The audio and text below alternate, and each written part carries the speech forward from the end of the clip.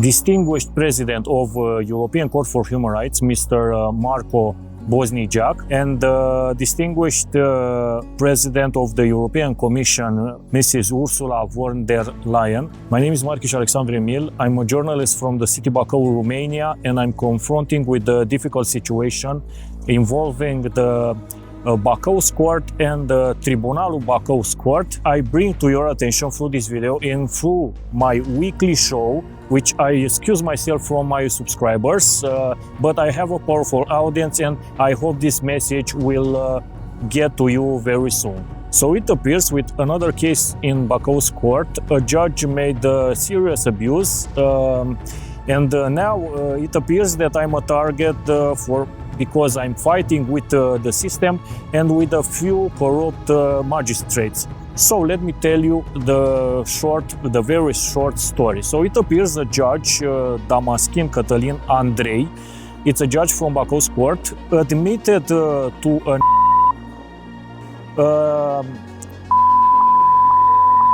without any evidence. So I complain that I park the scooter where I have my work, and not having any proofs or any witnesses, just presumptions about me. The Bacau prosecution said to the judge to reject his complaint. Also, my lawyer told to the judge to reject the complaint because he didn't have any proofs, any witnesses, anything true, so I couldn't believe that a judge could take this decision against me. But it appears that the judge admitted his complaint. Now I was wondering how a judge can make this abusive decision, because it's abusive and it's an aberrant decision. So I made complaints to the judicial inspection, and now I'm going to forward my complaints to the European Commission. I want you guys and everyone that is looking, I hope, to the President, this message will get to the President of the European Court for Human Rights and to the President of the European Commission to see what is the deal with this Bacau Court. And I'm referring to a few judges and a few magistrates, you know. So it appears that this judge took this decision against me, that I had into my past conviction, even if I want that appeal.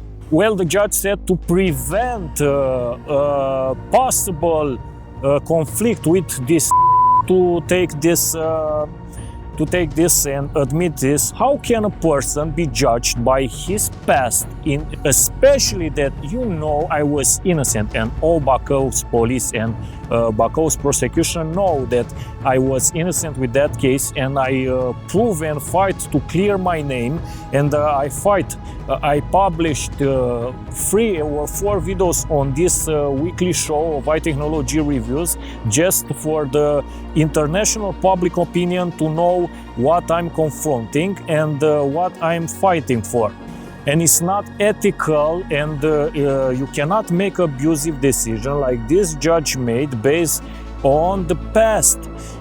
Every case you have to judge it by the proofs into that case or by the witnesses, all the evidence gathered together into the case. Into this case was non-evidence, zero evidence, zero proofs. So it's unbelievable. If you want, it's a mind-blowing what's happening into this case. So distinguished presidents of the European Court for Human Rights and the European Commission, in Romania, a lot of people are confronting with difficulties in the Romanian legal system. So I'm a journalist who takes actions in fighting the truth, and sometimes I disturb people. I'm not trying to get in conflicts with people, but I somehow disturb people. I have to say I disturb some magistrates. So now I am feeling, and I'm not only feeling, it's a clear case that I'm a target.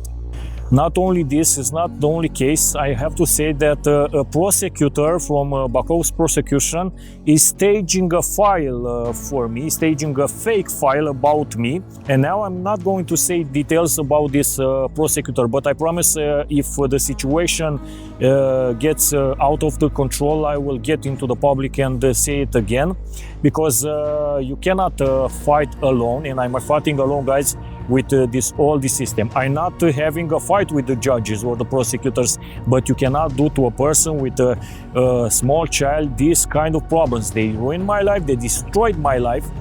A prosecutor continuously with a corrupt judge that I get rid of the Bacau's court. He get on the pension after the Markish case, after he saw that he destroyed my life and he saw the situation is very bad.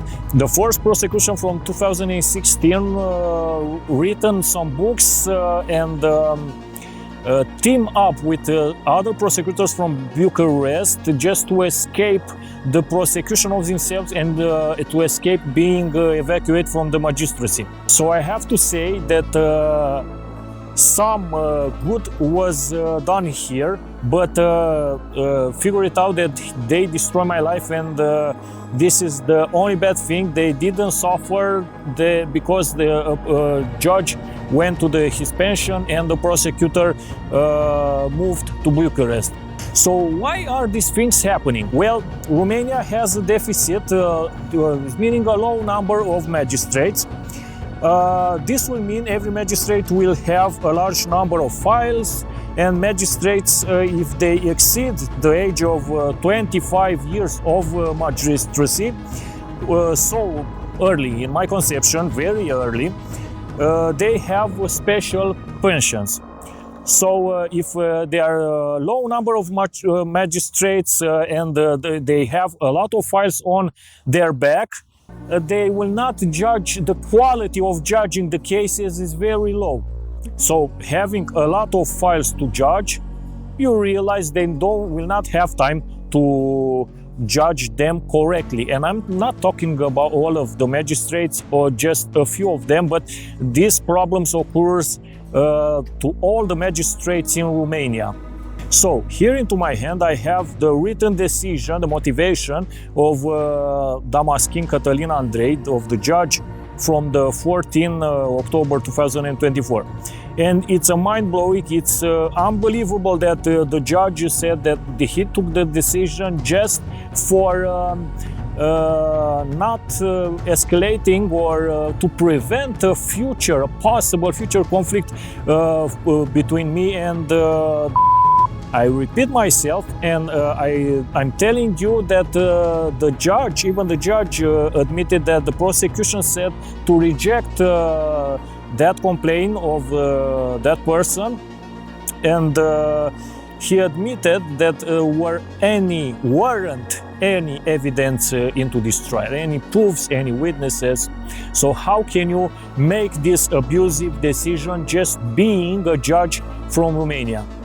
Well, this is the sad situation, and I hope this message will get to the President of the European Court for Human Rights and also the clerks. There, the Romanian clerks are making the files disappear. I had 3 problems with those files, dear Mr. President, and I'm hoping that this message through this channel will get through this video, will get to you and see those problems with the files, and your clerks asking, the ECHR clerks were asking me for evidence that doesn't exist. I hope I will remember to put into the description those other 2 videos to see all the problems together. I'm not the only Romanian, are thousands of Romanian illegally convicted. I have proofs and I can talk with proofs and written motivations. Unbelievable. Please step in, Mr. President of the European Court for Human Rights and the European Commission. I'm Markish Alexandru Emil.